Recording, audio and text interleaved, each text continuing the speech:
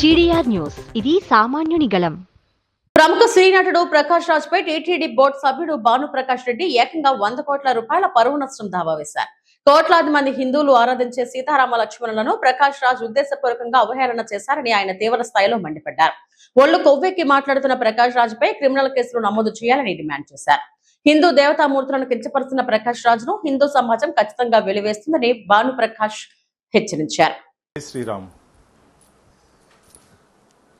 కోట్లాది మంది హిందువులకు ఆరాధ్య దైవం, కోట్లాది మంది హిందువులు పూజించే ఆరాధ్య దైవం, కోట్లాది మంది హిందువులు రాముడు లాంటి భర్త, రాముడు లాంటి అన్న, రాముడు లాంటి తమ్ముడు, రాముడు లాంటి స్నేహితుడు కావాలని చెప్పి పరితపిస్తున్నటువంటి ఈ కలియుగంలో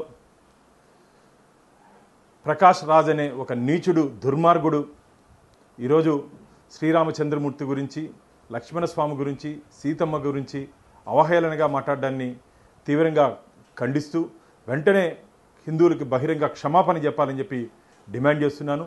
ఒళ్ళు కొవ్వెక్కి ప్రకాష్ రాజు మాట్లాడుతున్నాడు. తస్మాస్ జాగ్రత్త. తమాష అనుకుంటున్నావా? హిందువుల మనోభావాలు కించపరిచే విధంగా, బాధపడే విధంగా, గాయపడే విధంగా మాట్లాడి రాక్షస ఆనందం పొందుతున్నావు. నీకు ధైర్యము, దమ్ము ఉంటే అన్యమతస్థులకు సంబంధించి వారి గురించి ప్రస్తావన చేసే ధైర్యం ఉందా నీకు?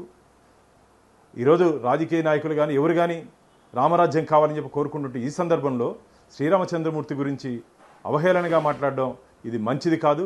వెంటనే హిందువులకు బహిరంగ క్షమాపణ చెప్పాలి. ఈరోజు మా లీగల్ అడ్వకేటు అజయ్ కుమార్ ద్వారా మేము ప్రకాష్ రాజ్కి లీగల్ నోటీస్ పంపిస్తున్నాం. 100 కోట్ల రూపాయలు డెఫర్మేషన్ కూడా వారి మీద హిందువుల తరపున వారిని చెల్లించాల్సిందిగా డిమాండ్ చేస్తున్నాం. ఇది మంచిది కాదు.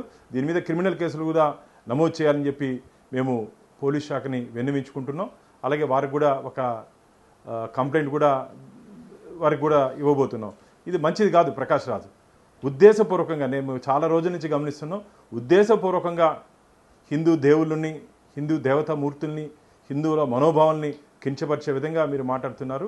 ఒళ్ళు పగిలిపోతుంది. ఇలా విధంగా కానీ మీరు కానీ మాట్లాడుతూ పోతే మొత్తం హిందూ సమాజం మిమ్మల్ని వెలివేస్తుంది. ఇది మంచిది కాదు. ఏదో సినిమాలో డైలాగులో లేకపోతే సినిమాలో యాక్టింగ్ అనుకుంటున్నావా మా రామచంద్ర గురించి మాట్లాడడం? నువ్వు ఇది మంచిది కాదు.